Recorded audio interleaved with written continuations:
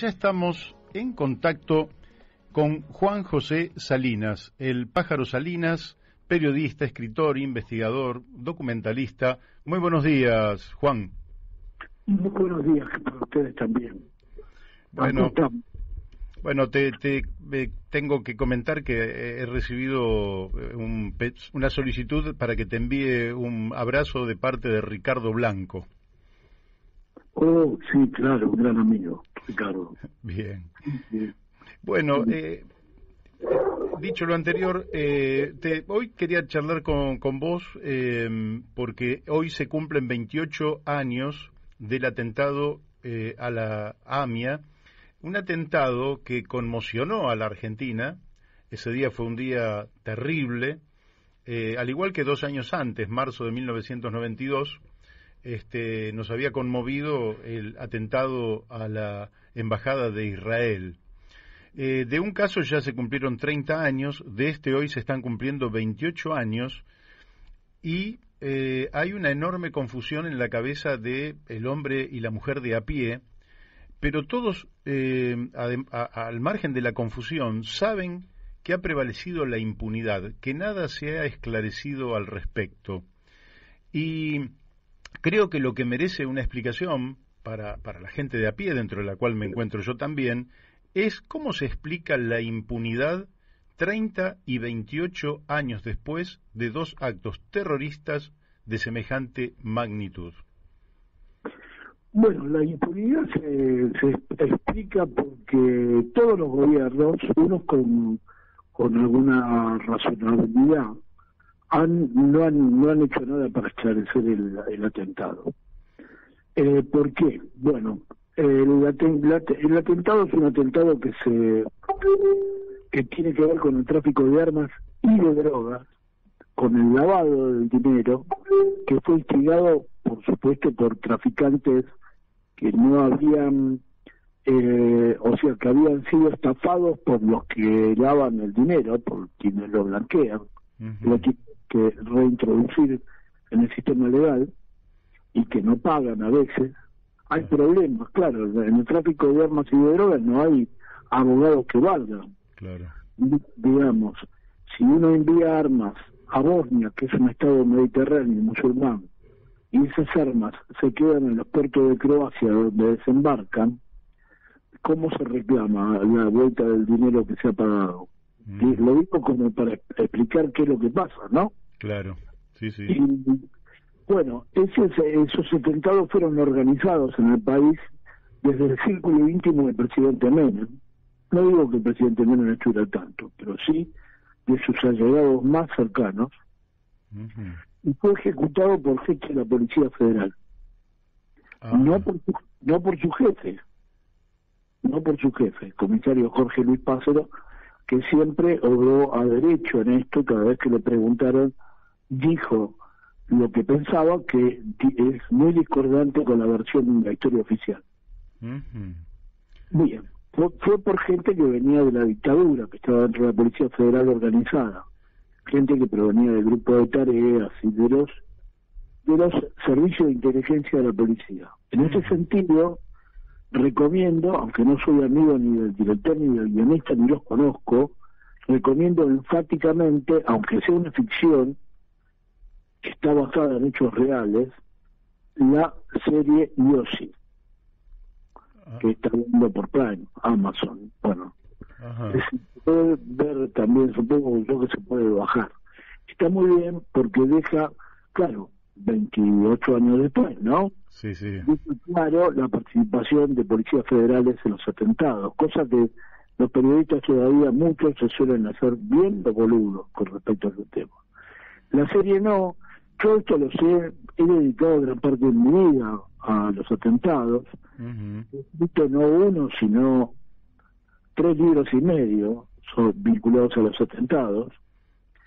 Y en el año 97, ya absolutamente convencido de que policías federales que provenían de los grupos de tarea de la dictadura estaban involucrados en los atentados, y con miedo fui a Madrid a contárselo al juez Baltasar Garzón, para asegurarme que si me pasaba algo, por lo menos yo saliera a la luz por qué había sido lo que me podía pasar. Mira.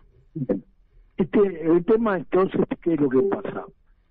Pasa lo siguiente, los atentados, Irán nunca tuvo nada que ver. No hay, para que ustedes tengan una idea, no es que no está involucrado el gobierno de Irán, tal como dijo el corrupto fiscal Nisman, sino que no hay siquiera un solo iraní involucrado. El que estaba aparentemente involucrado al principio, que era el clérigo Moshen Rabani, como recordarán, sí. Una vez se fue de vacaciones a su país y la Cancillería Argentina le pidió por favor que no volviera nunca más, para no tener que interrogarlo y que quedara claro que no tenía nada que ver con el atentado. Esto fue así luego de una cosa que yo he publicado, que se hacen bastante los nabos todos, que descubrió el grupo de investigación que se armó en la UFIAMIA luego de la muerte de Nisman, que empezó a escrutar todos los documentos que la CIDE había ocultado respecto al caso, y se descubrió la llamada Operación Cacerola, que era un pedido enfático de la CIA para que se comprara, para que se le pagara a Rabani para que se fuera del país y no volviera nunca más. Cuando Rabani no aceptó esa oferta, al parecer, yo no hablé con Rabani, pero lo que está claro que después la Cancillería pidió al gobierno de Irán que no lo dejara volver, que por favor se quedara en Irán, para no tener que interrogarlo. Vuelvo al principio, no hay ningún ciudadano persa, ni ciudadano iraní, de ningún tipo, involucrado en el atentado. Entonces, se utilizó lo de Irán para desviar la atención de argentinos de origen sirio y de la posibilidad de que también estuvieran involucrados en el atentado, tal como parece, agentes de inteligencia israelíes que boicoteaban los acuerdos de paz que planteaba el primer ministro Rabin. Claro. De paz con Siria. Rabin quería devolverle la meseta del Golán a Siria a cambio de un acuerdo de paz refrendado y suscrito con la garantía del Consejo de Seguridad de las Naciones Unidas, lo cual era resistido violentamente por sectores de los servicios de inteligencia de Israel que lo terminaron asesinando. Así es. Así es. Entonces, ¿qué pasa? El involucramiento de los policías federales en el atentado fue borrado por el ministro Korach, genio, cerebro gris del gobierno de Menem, que como Menem estaba peleado con el gobernador de Buenos Aires, Eduardo Luis Duhalde, en un maravilloso paso de magia, tapó a los policías federales acusando falsamente a un grupo de policías bonaerenses, que por supuesto no eran ningunos santurrones, pero que no tenían absolutamente nada que ver con el atentado. Estos policías bonaerenses, como ustedes recordarán, pasaron años presos. Sí. ¿Qué pasó después? Bueno, si el gobierno de Menem había desviado desde el primer momento las investigaciones pidiéndole disculpas a Israel, cuando era claro que la AMIA era una entidad argentina, y además en ese momento de los atentados Irán era el principal cliente de la Argentina, que había reemplazado a la disuelta Unión Soviética en materia de granos, y la AMIA era una entidad que no dependía del gobierno de Israel como pasa actualmente, que ha sido dominada por la DAIA y que son extensiones de los halcones de Israel, ¿no?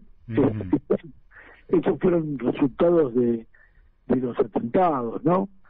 Como por ejemplo los pilotos que están en las instituciones judías, como si la agresión viniera de afuera, cuando en realidad en ninguno de los dos atentados hubo coches bomba. Cosa que también esto es importante porque en la cabeza yo te diría de 9 de cada 10 personas, en la cabeza está que estos atentados se hicieron con coche bomba, y vos decís que en ninguno de los dos casos hubo coche bomba. No, en ninguno de los dos casos hubo coche bomba, y yo me pregunto por qué a Yossi Pérez, además de hacerse documentales sobre él y todo eso, no se lo cita a declarar. para que él cuente todo lo que sabe del involucramiento de la Policía Federal, porque quizás se podría dilucidar si hubo coche bomba o no hubo coche bomba, de acuerdo a la propia información de la organización en la cual sus agentes estuvieron involucrados en el atentado. Ahora, ¿qué pasa? Que Yossi Pérez encima lo amenaza, porque por un lado él tendría que testimoniar, pero por otro lado lo que se corre el rumor es que si él se presentara, él es un testigo protegido por el Estado argentino. Ahora, si él se quisiera testimoniar, probablemente lo quisieran acusar de ser partícipe necesario, para que no abra la boca, Es muy loco lo que ocurre. Bueno, todo el mundo estuvo de acuerdo en el encubrimiento, la que menos, Cristina Fernández de Kirchner, pero hay que decir que tampoco es del todo inocente por la sencilla razón de que no tiene ganas de enfrentarse ni con Israel ni por Estados Unidos en esta cosa, y que además tendría que explicar por qué durante tantos años los gobiernos kirchneristas no pusieron en tela de juicio la culpabilidad de Irán y de Hezbollah. Y esto es así, hoy se lo puede decir, porque Néstor Kirchner consideraba que no podía obtener, y consideraba no sin razón, que no podía obtener la reducción de la deuda externa argentina con el fondo de tal manera de poderla pagar y sacarnos de encima esa deuda, si no contaba con el beneplácito y el apoyo de la poderosa comunidad judía de Nueva York. Y entonces decidió desentenderse del tema ANIA, y acuérdense que estaba Chiuso en esa época en la CIDE, y entonces hizo lo que más o menos le pedía a la colectividad judía, que estaba hundida hasta la coronilla en el encubrimiento. Piensen en Beraja. Sí, claro. Beraja estaba hasta la manija en el encubrimiento. ¿Por qué? Y bueno, porque es sospechoso de que él era uno de los lavadores del dinero de estos tráficos ilícitos y que no había pagado, que en realidad el atentado, como bien escribió Horacio Berbisky, no fue contra la AMIA sino contra Nadalla. Estaba dentro de la AMIA. Bueno, entonces, ¿qué hizo Néstor Kirchner? Dejó que se las arreglaran, le pedían que fuera Nisma. Bueno, Nisma, que se tiene en la UFIAMIA, que contó con un presupuesto absolutamente extraordinario, ¿para hacer qué? Para hacer nada, para sentarse encima del expediente y no lograr, o sea, reportar a Estados Unidos y a Israel, no gratis, y garantizar de que nada se moviera y que se siguiera acusando a como diera lugar a Irán y a Hezbollah. Claro. Es así hasta el punto que cuando este agente infiltrado policía, José Pérez, se presentó a declarar de la mano de Horacio Lutzky y de Miriam Lewin a la UFIAMIA, Nisma no fue. Nisma no lo quería ni ver, se quedó en su casa y lo hizo atender por un secretario. Increíble. Sí, increíble, bueno, sí, la verdad que es increíble. Todo es increíble. Bueno, le digo a los que le interesa el tema, lo digo sin ánimo comercial. Mis dos últimos libros hablan de los atentados. El atentado de la Embajada de Israel es más fácil que la tabla del 2. Cualquiera que lea cómo fue, se puede dar cuenta quién puso la bomba y cómo. Es un ejercicio intelectualmente divertido, que es una cosa trágica. Es igual que leer un famoso cuento de Truman Capote que se llamaba Ataúdes tallados a mano, ¿no? Es una serie de crímenes en el cual estaba claro quién había sido, pero que la justicia no lo probaba, no terminaba de probarlo. Y donde él habla incluso hasta con el asesino. Truman Capote. Es muy bueno, ¿no? Es como un... bueno, lo mismo pasa con el atentado de la Embajada de Israel. Eso está en un libro mío que se llama Caso Nisma, Secretos Inconfesables. ¿Dónde se consiguen estos libros? Este es el Punto de Encuentro. Punto de Encuentro. Es esa librería cuya casa central está en la calle Avenida de Mayo, entre la calle Lima y el cerrado ahora, desgraciadamente, Hotel Castelar. Ahí al 1100 de Avenida de Mayo. Sí, conozco mucho esa librería. Voy a buscarlos.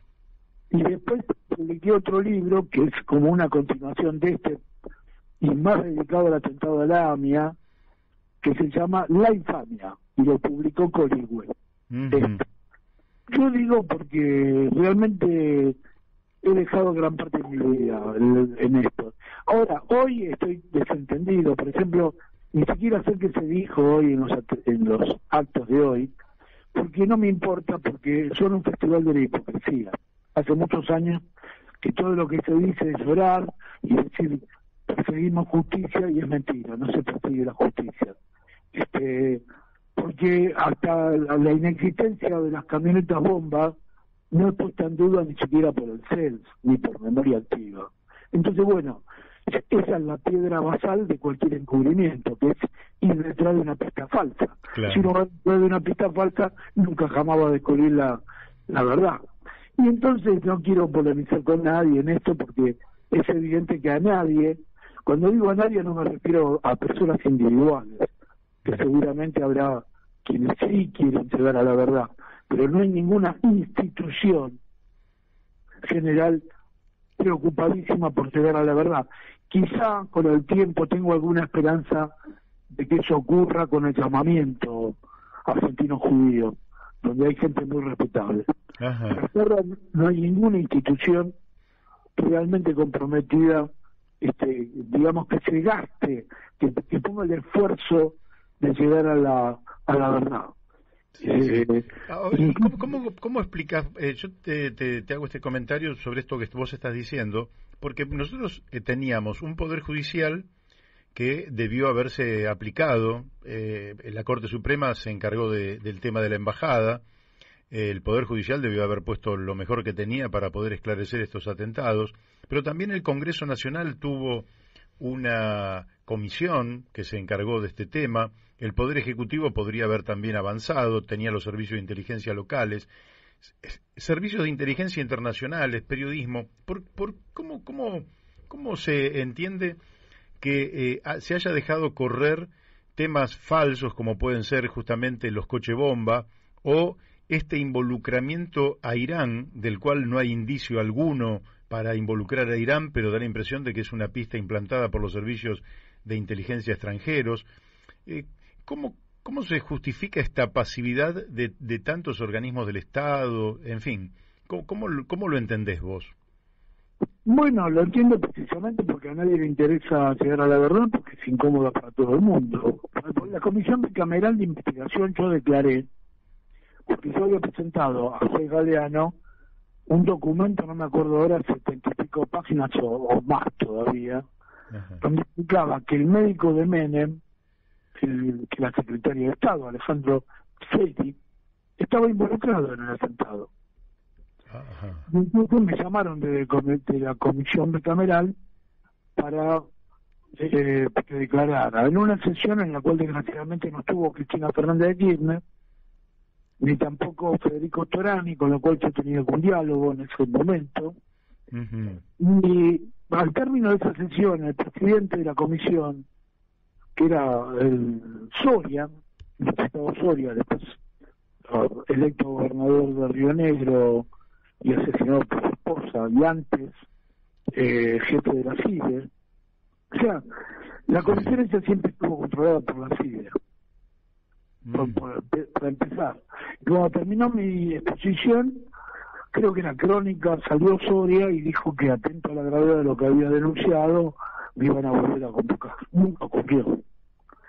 Tengan en cuenta, por ejemplo, que el senador radical, el ex senador radical Mario Cimadevila, que fue nombrado por Macri, puesto al frente de la unidad del Poder Ejecutivo de investigación, terminó acusando al propio gobierno de Macri de incumplimiento, de querer salvar a los fiscales Mullen y José Barbaquia. ¿Te acordás que querían que los declararan inocentes? Cosa que no ocurrió, pero bueno, de todas maneras no tuvieron ninguna condena física, digamos, no les pasó nada, y él terminó renunciando en una forma que habla bien de él.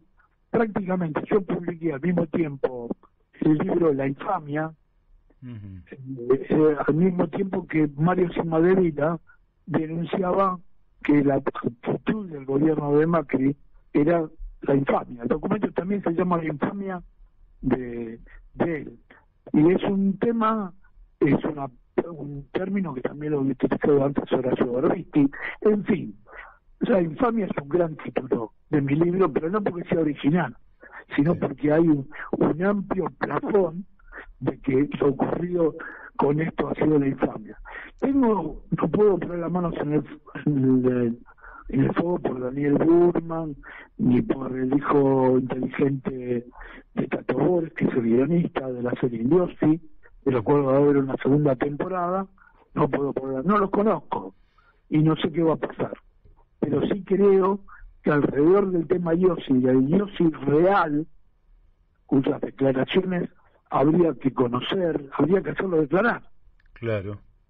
Y en público conocer lo que dice.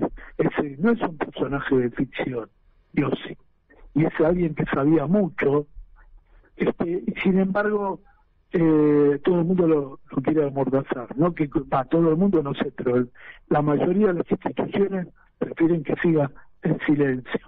Hay algunas verdades que son muy incómodas. Efectivamente. Me voy a detener en lo que vos mencionaste de que el fiscal Nisman recibió un presupuesto muy significativo. ¿Y para qué? Para no hacer nada. Lógicamente que el fiscal Nisman termina denunciando el acuerdo con Irán. Y me detengo, antes de ir al fiscal Nisman, me detengo un poquito en ese acuerdo de entendimiento con Irán. Si se sabía, si el poder político sabía que Irán no estaba involucrado, ¿por qué hace que en el Congreso argentino se apruebe ese acuerdo, que finalmente la contraparte en Irán jamás lo aprobó, generando todo un escándalo alrededor de este tema, cuando en realidad carecía de sustento, de sustancia para justificar ese acuerdo? Y la verdad que no tenía ningún sentido que, si yo me siento inocente y estoy protegido por la ley, me sienta en el banquillo de los acusados a expresar que hice lo que no hice. ¿Cómo explicás, en primer lugar, el acuerdo? Después me meto con Nisman. No, el acuerdo fue una iniciativa de Cristina Fernández de Kirchner. Cristina, intuyendo, o sabiendo o intuyendo, esto no lo sé, no estoy en su cabeza yo, ¿no? Ella había participado en la comisión bicameral de todo el tiempo, en la comisión, y había firmado dictámenes en desacuerdo con los de la mayoría. Primero participó como senadora y después participó como diputada en la comisión bicameral de investigación. Entonces, sabiendo o intuyendo que Irán no tenía nada que ver, Cristina apoya esta iniciativa de que vayan el juez Rodolfo Carico Corral y Nisman fueran a interrogar a los altísimos funcionarios a los cuales liberalmente Nisman acusaba, entre ellos un expresidente ya fallecido, que es Rafsanjani. Bueno, yo en aquella época, en una pequeña radio de fórmula de aquí, la capital, en una pequeña radio, expliqué a quienes me entrevistaban que Nisman no estaba en condiciones de ir a Irán a interrogar a nadie, porque no tenía absolutamente ninguna prueba de nada, y que si llegaba iba a hacer un papelón, porque los iraníes bien podían filmar la sesión y aparecer los inculpables y decir, bueno, díganme ustedes de qué me acusa.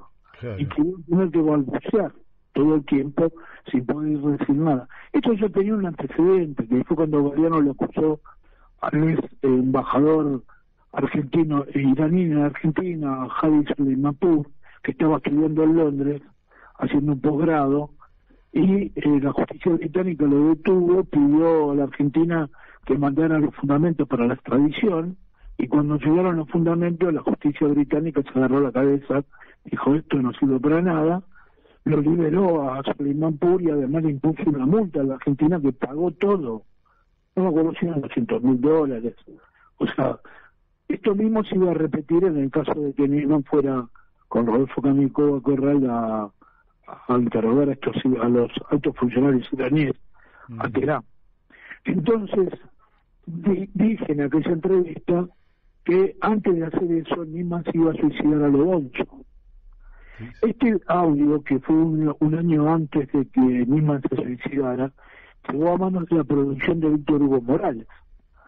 Y yo estaba de vacaciones cuando se mata Nisman, estaba en Miramar, y Víctor Hugo Morales me llamó, y estuvimos hablando 25 minutos. Y a partir de ahí, gracias a esta salida al aire, me empezaron a llamar de otros medios, y bueno, que ahí es el origen de estos dos libros, ¿no?, que publiqué. Claro. Entonces quiero decir, el tema de por qué hay tanto ocultamiento es porque ya no se puede volver atrás. Periodistas progresistas y buenos periodistas en general, que hay que recordar que cuando se produce el atentado de la mía, Página 2 estaba bajo la férula de Magneto. Magneto controlaba el directorio de Página 2 en esa época. Entonces, La Nación, Clarín y Página 12 aceptaron un acuerdo que solo iban a publicar la información que surgía del juzgado de Galeano. Galeano se juntaba todos los días con Beraja, se tomaban un whisky y recordaban lo que iban a decir a los periodistas.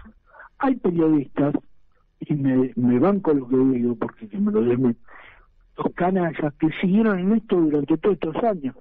Por ejemplo, Hernán Caprielo de La Nación. Y hay otros que no quiero nombrar, que son buenos periodistas, que han hecho buenas coberturas y que han quedado prisioneros de aquel acuerdo, porque acuérdense que Carlos Corach, yo no voy a decir los nombres ahora, pero ustedes lo pueden sacar. Carlos Corach ofreció dinero a periodistas de Página 12, entonces de Página 12, para que escribieran un libro con las supuestas confesiones de Carlos Tejedín. Era que a Tejedín le habían comprado, ¿se acuerdan? Le habían comprado las acusaciones contra Rivera y los policías bonaerenses. Y había periodistas de Página 11 que estaban dispuestos a escribir ese libro. Eso se cayó, porque no podían blanquear $400,000 haciendo como que se los habían pagado por escribir un libro, que son los $400,000 que le dieron a Tejedín. No podían hacer eso porque las editoriales grandes se dieron de eso, le dijeron que no pagaban ni la cuarta parte de ese dinero a Gabriel García Márquez. Entonces eso no era posible de disfrazar, no era posible hacerlo pasar. Y entonces esa operación se cayó, la de sacar un libro que justificara las confesiones de Tejedín. A Tejedín se le pagó, como quedó claro en el juicio. Entonces, ¿qué es lo que pasa? ¿Cómo volvés para atrás? Si vos estuviste en esos tratos, ¿cómo haces para volver para atrás? O sea, tenés que hacer un mea culpa público. Así es, y deberían hacerlo. No, ¿qué van a hacer? Hay uno de esos periodistas es Román Lechman. Es un agente de Israel. Es interesante y duro lo que decís. Bueno, estamos en ese problema. O sea, no hay interesado, no hay ninguna organización interesada, salvo, no sé, ni Irán está tan interesado. Porque, ¿qué pasa? Irán dice a mí, pero lo digo, como yo los españoles, me la refanfiltra. A mí no me importa. Si yo no sé con nada que ver. Nunca van a poder probar nada, son inventos de los sionistas y de los norteamericanos, ¿sí? Entonces tampoco han hecho una defensa muy lucida, No, y Hezbollah jamás cometió ningún atentado fuera de su, ni siquiera de Israel hace atentado Hezbollah. Claro. Pero no hace atentado, Hezbollah no ha hecho atentado a bomba, que yo sepa, por ejemplo, no, o sea, no ha puesto con pesticidas, ¿no? No es su metodología. No, entonces no, y acá hubo cosas insólitas. Por ejemplo, agarraron a esta empresa de oro, ni me acuerdo cómo se llama, este empresario que es de la comisión directiva del BOI, es un muchacho que además está vinculado con el PRO, pero son libaneses, y lo acusaron. Acuérdense que cuando se hizo acá la cumbre del G20 aquí en Buenos Aires, sí, Burles quiso detener a dos muchachos, sí, me acuerdo, que no tenían nada que ver con nada y la pasaron horriblemente mal, haciendo pasar como que eran guerrilleros de Hezbollah cuando eran unos muchachos porteños que tenían la desgracia de ser de familia libanesa, chiitas, musulmanes chiitas. No, eso fue su único pecado. Sí, sí, sí, Bueno, un horror fue eso. Todo es así. Lo que me interesa a los alcoholes de Israel y de Estados Unidos es inculpar a Israel. Fíjense lo siguiente. El primer ministro de Israel, Benjamin Netanyahu, estaba histérico porque en la administración demócrata del gobierno de Obama quería llegar a un acuerdo en materia nuclear con Irán. Lo quería sabotear. Entonces, Netanyahu pasó por arriba de Obama, se hizo invitar por el Comité Republicano de las Relaciones Exteriores de Estados Unidos y tenía que ir al Congreso a acusar a Irán de terrorista. Ajá. Que no hay ningún acto terrorista de Irán en ningún lado. O sea, Irán al principio de la revolución sí hizo algunos asesinatos en el exterior de gente que era de Shah Reza Pahlavi y cosas por el estilo. Sí, sí. Pero después no hay actos terroristas iraníes, no hay. Entonces necesitaba entonces eso que pasó, eso redundó en que Fiscal Nisman, que preparaba la denuncia contra Cristina Fernández de Kirchner con Sturzo, y que estaba preparada esa denuncia para presentarla en las elecciones, antes de las elecciones, que al final ganó Macri. Sí, sí. Pero que estaba todo tramado para que ganara otro, que tampoco quiero meter cizaña, pero ustedes se pueden imaginar quién era. En fin, eso estaba preparado para las elecciones, no para la feria judicial en enero, sino para la primavera. ¿Qué pasó? Que Israel lo convenció a través de sus emisarios, lo convenció a Nisman que la fiscal Gil Carbó, la jefa de los fiscales, ¿sí?, estaba por echarlo, porque realmente todos los organismos de familiares, los 3 organismos de familiares que había entonces, pedían que se lo sacara. Entonces lo convencieron de la única manera que era imposible que lo sacaran era si denunciaba a Cristina, porque entonces, claro, no lo podían, ¿cómo lo iban a remover después de eso? No lo podían remover. Claro, sí. Y entonces Nisman pisó el palito, hizo esa denuncia descabellada contra Cristina, y ni La Nación ni Clarín le dieron mucha bola, para su gran desgracia. Página 2 se lo mató, y él tenía que ir a declarar. Bueno, Patricia Bullrich y Laura Alonso y Elisa Carrero lo recontraentornaron, convenciéndole de que fuera a hacer la denuncia a una comisión que dirigía Patricia Bullrich en el Congreso de Diputados, Y Patricia Bullrich no conocía bien el reglamento, que la única comisión a la cual no se puede asistir otros diputados de otra comisión es la comisión que supervisa la acción de los servicios de inteligencia. A las demás comisiones, los diputados, cualquier diputado puede ir, asistir, por ahí no participar, pero sí a mirar. Sí, sí. Y entonces se iba a dar la paradoja de que iban a ir los diputados ahí a mirarlo todo, y él y hacer preguntas, y iba a tener que contestar de dónde sacaba la información para acusar a Cristina y a sus colaboradores. Entonces Nisman iba a decir que no podía decirlo porque se lo prohibía la ley de inteligencia. Y entonces Cristina Fernández de Kirchner se iba a poner en una oficina adyacente a esa comisión, y que era la presidenta, ¿no? Sí, sí. Y entonces cada vez que él dijera que no podía hablar porque no estaba relevado de revelar secreto de Estado, Cristina iba a firmar un decreto diciendo que lo relevaba, que contestara. Uh-huh. Y eso, ¿qué pasaba? Nisman salía de ahí preso, porque se iba a saltar toda la guita que estaba recibiendo de este magnate israelí, que al mismo tiempo era el principal financista de Netanyahu y de Trump. Uh-huh. Y entonces, bueno, le iba a salir todos los chanchullos, que todavía no saltaron todos los chanchullos en los cuales estaba involucrado Nisman, porque eran muchos chanchullos. Él manejaba un coche servido gratuitamente por una empresa que está vinculada con la CIA, y recibió durante mucho tiempo un promedio de $6.000 mensuales de Israel. O sea, en términos objetivos era un traidor a la patria, porque siendo funcionario del Estado argentino trabajaba para Estados extranjeros. Uh-huh. Sí, sí, claramente. Eso es que decís es así. Te hago la última pregunta porque se me va el tiempo, pero me comprometo a lo siguiente. Por un lado, comprar tus libros, leerlos y comprometerte a una nueva entrevista después que yo haya leído tus libros.